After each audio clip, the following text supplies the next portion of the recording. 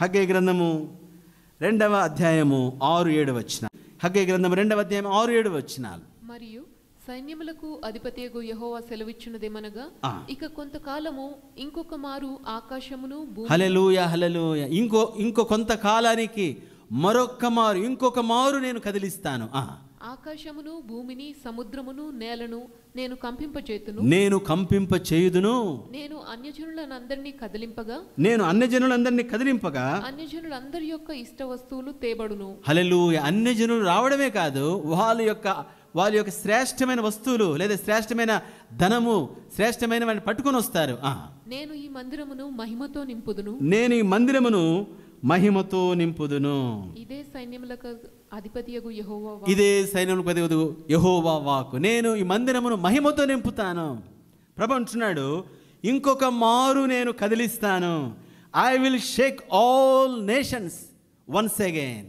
మరొకసారి నేను ఈ దేశాలన్నిటినీ కదిపిస్తాను. అన్యజనులు సత్యం తెలుసుకున్నట్టు చేస్తాను.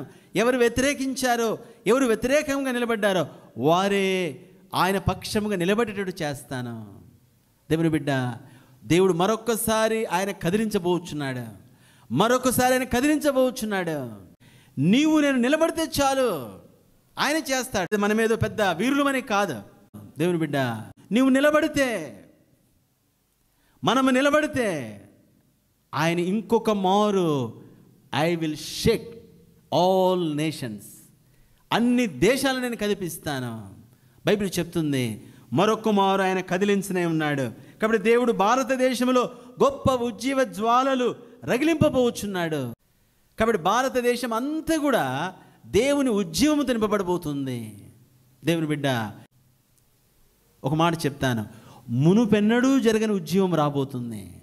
నీవు నేను ఆ పరిచర్యలో పాలు పొందుదాం. దేవుని బిడ్డ, మోషే రాజరికం వదులుకొని వచ్చాడు, అక్కడ సామాన్యుడిగా ఎంచబడ్డాడు.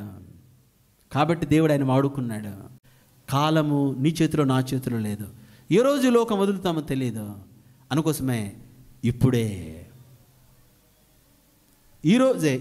ఇదే సమయము, ఈ కాలంలో నుంచి చేయాలి. ఏదో వస్తే చేస్తాను కాదు, ఏదో ఇస్తే చేస్తాను కాదు, ఏదో దాటిపోతే చేస్తాను కాదు. ఇప్పుడు దిస్ ఈస్ ద టైం అంతే. ఎందుకంటే ఆయన వాడుకుంటాడు. నీకేదో ఉంది కాదు ఆయన కావాల్సింది, కానీ పైసా అవసరం లేదు, నీకు ఏమి అవసరం లేదు, ఏమి లేకపోయినా పర్వాలేదు. అది సమర్పణ. ఎంత పిండబడే పరిస్థితి వచ్చినా సరే, అయ్యా నిజంగా వచ్చాను, నీవే నాకు. అలాంటి వ్యక్తులను దేవుడు వాడుకుంటాడు.